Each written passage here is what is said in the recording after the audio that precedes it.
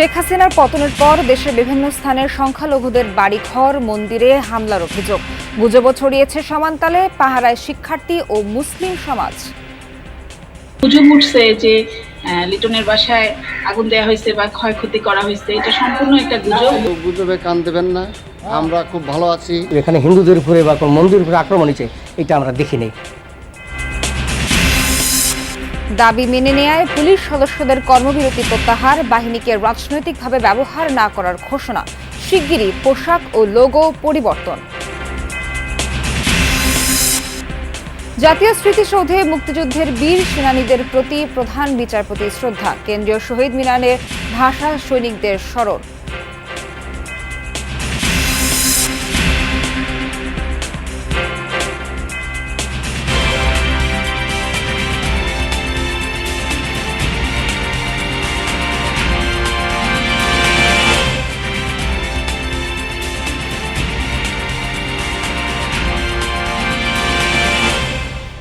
স্বাগত সবাইকে, আমন্ত্রণ যমুনা নিউজে। এতক্ষণ শিরোনাম দেখছিলেন, বিস্তারিত খবর জানাতে সঙ্গে আছি আমি নাবিলা সোহার।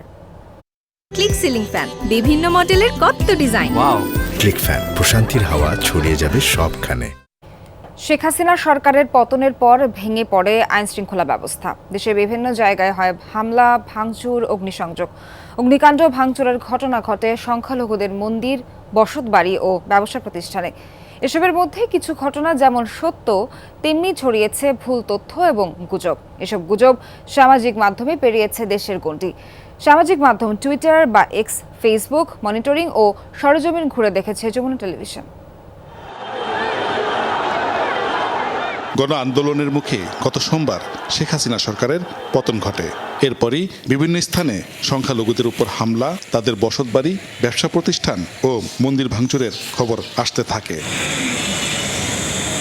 ঢাকা জেলার ধামরাই উপজেলার সংখ্যালঘুদের উপর হামলা চালিয়েছে দুর্বৃত্তরা। আসলো সেই ভাঙচুর শুরু করলো। আমরা এই রুমের থেকে দৌড়ে ওই রুমে তারপর ওই রুমও বাইরে করছে, অনেক ভাঙাচুর করছে। মন্দির আমাদের গেটে তালা দেওয়া ছিল, জন্য মন্দিরে ঢুকতে পারে নাই। নাটোরের লালপুরে পূজা উদযাপন পরিষদের সভাপতির বাড়িসহ অন্তত 6টি বাড়িতে ভাঙচুর ও লুটপাটের ঘটনা ঘটেছে। এই সময় ঘটনার প্রমাণ মুছে ফেলতে সিসি ক্যামেরাও ভাঙচুর করা হয়। গেট ভেঙে ফেলা দিল, তখন আমরা সবাই বাইরে চলে গেলাম, বের হয়ে গেলাম। নিজের যান বাঁচানোর তো প্রয়োজন। বাড়ির মধ্যে ঢুকে আমাকে আবার আক্রমণ করে দিবেন, তুই বাড়া, তোকে শেষ করে দিব, তুই কত বড় বাড়িছে, এইসব বিভিন্ন কথা গালাগালি। আমি প্রাণ ভয়ে আমি লুকায় থাকি। আমাদের সব গ্রামের আশেপাশে যেসব লোকজন আছে তারা মিলে সকলেও আতঙ্কিত ভাবে আছে। তবে হামলার প্রতিরোধে সতর্ক দৃষ্টি রাখছে বৈষম্য বিরোধী ছাত্র ও স্থানীয়রা। আমরা প্রত্যেক মন্দিরে মন্দিরে আমরা কমিটি গঠন করে সিরিয়াল বাই সিরিয়াল ভাবে আমরা পাহারা দেওয়ার ব্যবস্থা করছি। খুলনা জেলার কয়েকটি উপজেলা থেকেও আসে হামলার খবর। সংখ্যালঘুদের বাড়ি ও দোকানে হামলা চালিয়ে করা হয়েছে লুটপাট।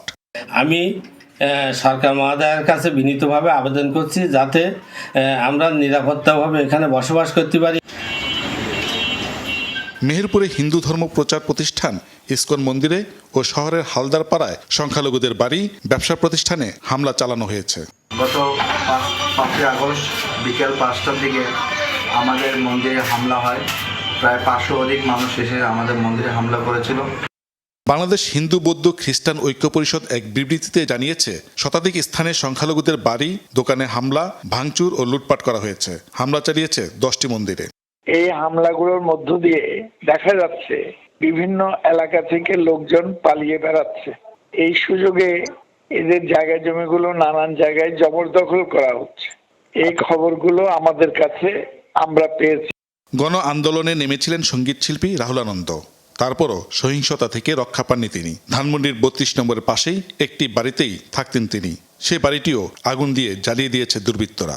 বাংলাদেশ মে হিন্দুओं को चुन-चुन कर निशाना बनाया जा रहा है। তবে বেশ কিছু বিভ্রান্তিকর তথ্য সামাজিক ও ভারতীয় গণমাধ্যমে প্রচার করা হয়। तो कहीं उनके घरों को आग के हवाले किया जा रहा है।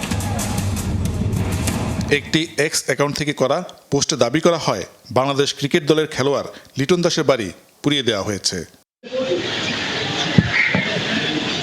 দিনাজপুর শহরের বড়বন্দর এলাকায় লিটন দাসের বাড়িতে হাজির টিম যমুনা। আগুন দেয়া তো দূরের কথা, একটি ঢিলও ছোড়া হয়নি তার বাড়িতে। আমার বাসা লিটন কুমার দাসের পাশেই আমাদের বাসা বলতে গেলে একটাই বাসা বলা চলে। এই যে একটা গুজব উঠছে যে লিটনের বাসায় আগুন দেওয়া হয়েছে বা ক্ষয়ক্ষতি করা হয়েছে, এটা সম্পূর্ণ একটা গুজব। তার বাইরে কোনো কিছু হয় না, এটা মানুষের গুজব শুরু এই। এমনকি লিটন দাসও এক পোস্টে দাবি করেন তার বাড়িতে হামলা হয়নি। যে বাড়িটি সামাজিক মাধ্যম এক্সে দেখানো হয়েছে সেটি মূলত নড়াইল 2 আসনের এমপি ও জাতীয় ক্রিকেট দলের সাবেক অধিনায়ক মাশরাফি বিন মুর্তজার। তবে জেলা পরিষদের চেয়ারম্যান ও জেলা আওয়ামী লীগ সভাপতি অ্যাডভোকেট সুভাষ বোসের বাড়িতে হামলা চালানো হয়। এক্সে এই ভবনটিতে অগ্নিসংযোগের একটি ভিডিও পোস্ট করে দাবি করা হয় মন্দিরে আগুন দেওয়া হয়েছে, কিন্তু যমুনা টিভির ফ্যাক্ট চেকে দেখা যায় এটি ছিল সাতক্ষীরার কলারোয়ার একটি রেস্টুরেন্ট। এর মালিক কলারোয়া উপজেলার যুবলীগ সভাপতি কাজী আসাদুজ্জামান শাহজাদা। আমার কলারোয়া রাজনৈতিক শত্রুতা আছে, যারা ফিরোজ আহমেদ স্বপন সাহেবের ভোটের আমি বিরোধিতা করেছি, উপজেলা ভোটে বলেন, তার শাশুড়ি ভোটে দাঁড়িয়েছিল, আমি একটা পক্ষ নিয়েছিলাম আলাদা পক্ষ, আমি ফেল করেছি। ওই সব বিভিন্ন কারণে আমার শত্রু শেষ নেই। একই সাথে সাতক্ষীরা জেলায় মন্দিরে মন্দিরে চলছে পাহারা ব্যবস্থা। গুজবে কান দেবেন না, আমরা খুব ভালো আছি। শিবিরের কর্মীরা বা নেতৃবৃন্দরা বা আমাদের কাউন্সিলররা সবসময় আমাদের সহযোগিতা করতেছে, সবসময় আসতেছে। আসলে আমাদের এই সাতক্ষীরা মায়ের বাড়ি মন্দির নিয়ে অনেকে আমার কাছে ফোন দিয়েছে এবং জানতে চাচ্ছে যে মায়ের বাড়ি ভেঙেছে কিনা দেশ বিদেশ থেকে। আসলে এটা গুজব। শরীয়তপুরের মন্দিরে হামলার ঘটনা ঘটেছে। এটা আসলে কি জন্য করছে এটা এখনো বলতে পারতেছি না। দিঘির জমি নিয়ে পার্শ্ববর্তী কারোর সাথে ঝামেলা ছিল, সেই দিঘির উপরে কিন্তু মন্দিরটা করা হয়েছে। আপনাদের কি মনে হয় যে সেই আক্রোশের কারণে কি এইটা ভাঙচুর হইতে পারে কিনা? হয়তো একটু আক্রোশ তো থাকবেই, এটাই বাস্তব সত্য কথা। তবে গুজবও ছড়িয়ে পড়ে পুরো জেলা জুড়ে। এখানে হিন্দুদের উপরে বা কোনো মন্দিরের উপরে আক্রমণ হয়েছে এটা আমরা দেখি নেই। তবে রিউমার আমরা শুনছি যে মন্দির জ্বালাই দিছে, সেখান থেকে আবার আমরা আইনজীবীদের নিয়েও আমরা সেখানে গেছি, যাই দেখছি যে সেখানে জ্বালাইছি কিনা। পরে দেখছে না, এখানে কোনো আক্রমণ এরকম উদ্দেশ্যমূলক কোনো আক্রমণ এখানে হয়নি। রংপুরে বিভিন্ন স্থানে মন্দির ভাঙচুরের খবর পাওয়া গেলেও পরে হিন্দু সমাজের দাবি সংখ্যালঘু হিসেবে কারো বাড়িতে হামলা চালানো হয়নি। সেদিন থেকে এই প্রচার, মিথ্যা প্রচার এবং প্রোপাগান্ডা চালাচ্ছে আমাদের সম্প্রদায়কে ঘিরে, সনাতন সম্প্রদায়কে ঘিরে। আমি দায়িত্ব নিয়ে বলতে চাই, রংপুর মহানগরে এরকম কোনো ঘটনা ঘটে নাই। আমি বলছি রংপুর জেলা থেকে কোনো সংখ্যালঘু বা হিন্দু সম্প্রদায়ের লোকজন ভারতমুখী হয়নি। এক্সের একাধিক পোস্টে দাবি করা হয় মুসলিম নারী হিন্দু নারীদের বেঁধে রেখেছে। যাচাইয়ে দেখা যায় ঘটনাটি ঘটে 17 জুলাই ঢাকার বেগম বদরুন্নেসা সরকারি মহিলা কলেজে। আন্দোলনকারীরা ওই দিন 2 ছাত্রলীগের কর্মীকে বেঁধে রেখেছিল। এসব গুজবের কথাও স্বীকার করে হিন্দু নেতারা। যা কিছু আসছে তার মধ্যে হয়তো কিছু কিছু এরকম ভুয়া থাকতে পারে, কিন্তু বেশিরভাগ ক্ষেত্রেই সত্য। ভারতের এক রাজনীতি বলছে 1 কোটি হিন্দু হলে বর্ডারে চলে আসতেছে। কোনো 1 কোটি হিন্দু কোথাও বর্ডারে গেছে? সারা বাংলাদেশে তো হিন্দুরা রয়েই গেছে, বর্ডার তো আর খুলে দেয় না কোনোদিন না। বিএসএফ যাবে, ওইখানে যাবে, ওপার থেকে কিছু লোক আসে, ভিডিও করবে, ছবি করবে, তারা বলবে এটা একটা রাজনীতি। হিন্দুদের পাশে এসে দাঁড়িয়েছে মুসলিম সমাজ। মন্দির, বসতবাড়ি এবং ব্যবসা প্রতিষ্ঠান রক্ষায় মিলেমিশে কাজ করছে সবাই। ধীরে ধীরে গুজব ও আতঙ্ক কাটিয়ে মন্দিরে আসতে শুরু করেছে পূজারীরাও। অপূর্ব আলাউদ্দিন, যমুনা নিউজ, ঢাকা। 11 দফা দাবি পূরণের আশ্বাসে কর্মবিরতি প্রত্যাহারের ঘোষণা দিয়েছে আন্দোলনরত পুলিশ সদস্যরা। রোববার বিকেলে অন্তর্বর্তী সরকারের স্বরাষ্ট্র উপদেষ্টা অবসরপ্রাপ্ত ব্রিগেডিয়ার জেনারেল এম সাখাওয়াত হোসেনের সাথে বৈঠক শেষে এই কথা জানানো হয়। রাষ্ট্রীয় অতিথি ভবন যমুনায় পুলিশ ও র্যাব প্রধানের উপস্থিতিতে আন্দোলনরতদের সাথে বৈঠক করেন স্বরাষ্ট্র উপদেষ্টা। বৈঠকে পুলিশের জন্য একটি স্বাধীন কমিশন গড়ে তোলার বিষয়ে ঐকমত্যে পৌঁছান তারা। এই কমিশনের অধীনেই পরিচালিত হবে পুলিশ বাহিনী। পুলিশকে যেন আর রাজনৈতিকভাবে ব্যবহার করা না হয় তা নিশ্চিত করা হবে বলেও জানান সাখাওয়াত হোসেন। তিনি বলেন, সাম্প্রতিক ঘটনায় পুলিশের মনোবল ভেঙে গেছে। এই পোশাক পরে আর কাজ করতে চায় না বাহিনীর সদস্যরা। দ্রুতই মন্ত্রিসভার বৈঠকে এই নিয়ে আলোচনা করে পরিবর্তন করা হবে পোশাক এবং লোগো। স্বরাষ্ট্র উপদেষ্টা জানান, আজ থেকে সবাই কাজে যোগ দেবেন। কেউ অন্যায় করে থাকলে তার বিরুদ্ধে তদন্ত করে ব্যবস্থা নেওয়া হবে। তবে এর আগে তার কথা শুনবে সরকার, তারপর নেওয়া হবে ব্যবস্থা। ধীরে ধীরে সচল হতে শুরু করেছে থানাগুলো, সীমিত পরিসরে চলছে কার্যক্রম। এ বিষয়ে আরও জানাতে বন্দর নগরী থেকে যুক্ত হচ্ছেন সহকর্মী শহীদুল সুমন। সুমন, জেলার সব থানার কার্যক্রমের কি অবস্থা? আপনি কোন জেলায়, মানে কোথায় আছেন, কোন থানায় আছেন এবং সেখানে কি দেখছেন? পুলিশ দল সবাই কি তাদের কর্মস্থলে যোগ দিয়েছেন কিনা, সবাই কি এসেছেন কিনা?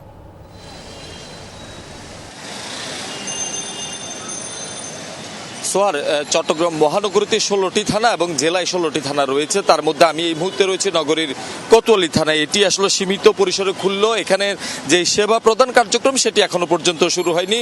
সেনাবাহিনীর পাহারায় কিন্তু এই থানাটি গত দুদিন হয়েছে আসলে সীমিত পরিসরে খুলেছে এবং সেনাবাহিনী এখনো পর্যন্ত পাহারায় রয়েছেন। সাদা পোশাকে কিছু পুলিশ সদস্য থানার ভেতরে রয়েছেন এবং ঊর্ধ্বতন কর্মকর্তারা এখনো পর্যন্ত কেউ আসেনি। অর্থাৎ এই থানাটি যেভাবে পুড়িয়ে দেওয়া হয়েছে, এটির মালামাল যেভাবে পুড়িয়ে দেওয়া হচ্ছে, এটির কার্যক্রম এখনো পর্যন্ত আসলে শুরু করা সম্ভব নেই। তার বাইরে আমি যদি নগরের পাঁচলাইশ থানার কথা বলি, সেখানে কার্যক্রম শুরু হয়েছে। আমরা দেখেছি সকাল থেকে সেখানে বিভিন্ন ধরনের সেবা প্রার্থীরা যাচ্ছেন। কেউ বা আসলে তাদের নানা ধরনের ঘটনার জিডি করতেন, কেউ বা আসলে সেখানে অভিযোগ দিতে গিয়েছেন।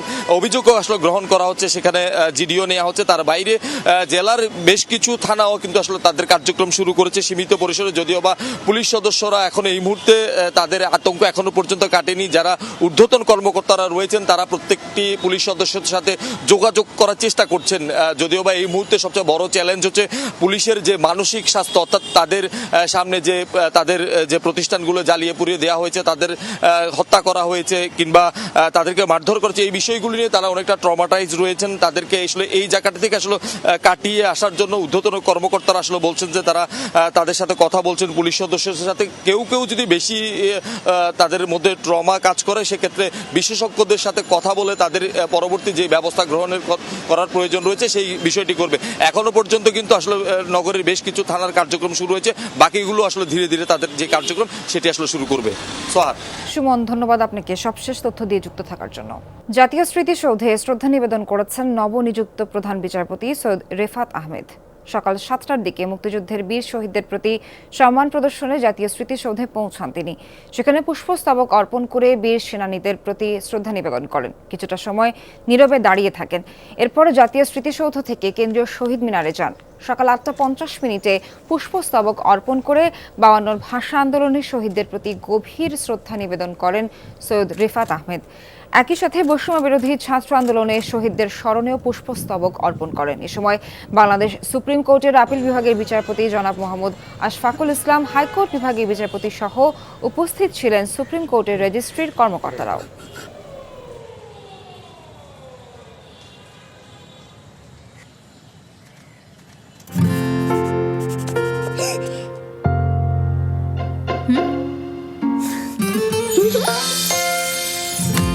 বাচ্চারা তো দেয়ালে আঁকবে, আর দাগ নিয়ে নো টেনশন, কারণ আমি আমার দেয়ালে ব্যবহার করেছি Rainbow Acroplast plastic emulsion. Rainbow অ্যাক্রোপ্লাস্টে অ্যাক্রিলিক ইমালশন থাকায় মুছে ফেলা যায় যে কোনো দাগ সহজেই। আর স্পেশাল অ্যাডিটিভস দেয়ালকে ফাঙ্গাল মুক্ত রাখে বছরের পর বছর। দেয়ালে দাগ নিয়ে নো টেনশন থাকলে Rainbow Acroplast emulsion. Rainbow paints, the colour of joy. আজ থেকে শুরু হয়েছে ট্রেন চলাচল। আজ প্রথম দিনে চলাচল করছে কেবল পণ্যবাহী ট্রেনগুলো। রোববার অন্তর্বর্তী সরকারের প্রধান উপদেষ্টা ডক্টর মোহাম্মদ ইউনূসের সাথে বিভিন্ন মন্ত্রণালয়ের সচিবদের বৈঠকে এই সিদ্ধান্ত নেওয়া হয়। সকাল 6:10 কমলাপুর রেল স্টেশন থেকে চট্টগ্রামের উদ্দেশ্যে ছেড়ে যায় একটি পণ্যবাহী ট্রেন। সকাল 9টা নাগাদ মালবাহী আরও একটি ট্রেন ছেড়ে যায়। গতকালের সিদ্ধান্ত অনুযায়ী আগামীকাল থেকে স্বল্প দূরত্বে লোকাল ও কমিউটার ট্রেন চলাচল শুরু হবে। আর বৃহস্পতিবার থেকে চলবে আন্তনগর ট্রেনগুলো। এ লক্ষ্যে এরই মধ্যে সব প্রস্তুতি সম্পন্ন করেছে রেলওয়ে কর্তৃপক্ষ। আজ বিকেল 5টা থেকে বিক্রি করা হবে আগাম টিকিট। অনলাইন এবং অফলাইনে চলবে টিকিট বিক্রির কার্যক্রম। তবে আন্তনগর ট্রেনগুলোর নিরাপত্তা নিয়ে কিছুটা শঙ্কার কথা জানিয়েছেন সংশ্লিষ্টরা। অবশ্য বৃহস্পতিবারের মধ্যে সব পুলিশ সদস্য কাজে যোগ দিলে সে শঙ্কা কাটবে বলে মনে করেন তারা। আজকে আমরা কন্টেনার চালাচ্ছি দুইটা, একটা অলরেডি চলে গেছে 6:10, আর একটা কল হলো আমাদের 8টা-9টা। এটা 8টা-9টা গাড়ি রেডি করতেছি আমরা চালানোর জন্য। এই দুইটাই ঢাকা থেকে যাবে। আর আমাদের সার্বিক নিরাপত্তা সবই দিক দিয়ে দেখতেছেন ভালোই, আমরা সবাই অ্যালার্ট আছি। এমনি নিরাপত্তার দিক দিয়ে কোনো কমতি নেই আমাদের। আওয়ামী লীগ দল পুনর্গঠন করতে পারে, এতে কোনো সমস্যা নেই। তবে বিশৃঙ্খলা করার চেষ্টা করলে পরিণতি ভালো হবে না বলে হুঁশিয়ারি দিয়েছেন স্বরাষ্ট্র উপদেষ্টা অবসরপ্রাপ্ত brigadier general doctor Sakhawat Hossain. সকালে আন্দোলনে আহতদের চিকিৎসার খোঁজ খবর নিতে রাজধানীর সিএমএইচ হাসপাতালে যান তিনি। বলেন, আন্দোলনে প্রাণহানির ঘটনা তদন্তে আন্তর্জাতিক সহায়তা চাওয়া হবে। সাখাওয়াত হোসেন জানান, সোমবারের মধ্যে লুট করা অস্ত্র থানায় জমা দেওয়ার নির্দেশ দেওয়া হয়েছে। এরপর কারো কাছে এসব অস্ত্র পাওয়া গেলে কঠোর ব্যবস্থা নেওয়া হবে। আপনারা আপনাদের পার্টি রিঅর্গানাইজ করেন, এই পার্টির অনেক অবদান আছে বাংলাদেশে, এটা আমরা ডিনাই করতে পারি না। পার্টিকে রিঅর্গানাইজ করেন, একটা পলিটিক্যাল পার্টির মতো যেভাবে থাকে, ইলেকশন আসলে ইলেকশন কন্টেস্ট করবেন। জিপিএইচ কোয়ান্টাম B600TR বাংলাদেশের উচ্চ শক্তি সম্পন্ন একমাত্র রড। কুমিল্লায় বৈষম্য বিরোধী ছাত্র আন্দোলনে অংশ নিয়ে গুলিবিদ্ধ অনেকেই এখনো কাতরাচ্ছেন হাসপাতালে। চিকিৎসা চালাতে হিমশিম খাচ্ছে হত দরিদ্র পরিবারগুলো। অনেকের ক্ষত গুরুতর হওয়ায় সেরে উঠতে সময় লাগবে বলে জানিয়েছেন চিকিৎসকরা। সপ্তম শ্রেণী পড়ুয়া কামরুল হাসান আন্দোলনে গুলিবিদ্ধ হয়ে গত কয়েকদিন ধরে কুমিল্লা মেডিকেলের এই শয্যাতেই কাটছে তার সময়। কবে সুস্থ হবে আর কবে ফিরতে পারবে স্কুলের বন্ধুদের কাছে তা এখনো অজানা। আমরা কিছু নেই অস্ত্র আমরা কিছু নেই তো হেরা মানে আমার থেকে ছোট ছোট বলাবাদ মানে গুলি চালাইতেছে। তা আমিও গেছিলাম আন্দোলনে, মানে ছাত্র দলের আন্দোলনে গেছিলাম, তারপর আমার পুলিশে গুলি করছিল। গেল 5 আগস্ট কুমিল্লায় বৈষম্য বিরোধী ছাত্র আন্দোলনে গুলিবিদ্ধ হয় কামরুল। সেই থেকেই ধার দেনা করে তার চিকিৎসা চালাচ্ছে পরিবার। দীর্ঘমেয়াদী চিকিৎসা ব্যয় কিভাবে মেটাবে তা নিয়ে চিন্তিত দরিদ্র কামরুলের মা। 6টার দিকে খবর পাইয়া তখন আমার বারাটির ছেলে এরপরে হেরে মেডিকেল নিয়ে এসছে। টাকা লেগে মনে করেন পারি না, হেরা রাত্রে চিকিৎসা করতে পারি না, এভাবে চিকিৎসা চলছে না। পরের দিন সকালে আমি দাঁড় করে আইন না সবার থেকে, তখন হেরা চিকিৎসা চালাইতেছি। চিকিৎসকরা জানান, গুলির আঘাতে পায়ের হাড় ভেঙেছে কামরুলের। পুরোপুরি সেরে উঠতে আরও সময় লাগবে। যেখানে বুলেটটা বিদ্ধ হয়েছে সেখানে পা ভাঙা আছে, তো সেটা আমরা আমাদের যে অর্থোপেডিক্স যে ডিপার্টমেন্ট, তাদের মতামত নিয়েছি, তার অপারেশন করেছে এবং এখন অন ট্রিটমেন্টে আছে। সরকারিভাবে এই হাসপাতালের সকল সুযোগ সুবিধা তাকে দেওয়া হয়েছে। এই ছেলেটার চিকিৎসা দীর্ঘমেয়াদী চিকিৎসার প্রয়োজন হবে এবং তাকে সর্বত্রভাবে সকলের সহযোগিতা প্রয়োজন হবে। শুধু কামরুলই নয়, হাসপাতালের তথ্য মতে গেল কদিনের সহিংসতায় গুলিবিদ্ধ অন্তত 200 জনকে চিকিৎসা দিয়েছেন তারা। এর মধ্যে কয়েকজনের অবস্থা এখনো আশঙ্কাজনক। জারিন অর্নি, যমুনা নিউজ। দর্শক, আরও একটা বিরতি নিচ্ছি, থাকুন যমুনা নিউজের সঙ্গে।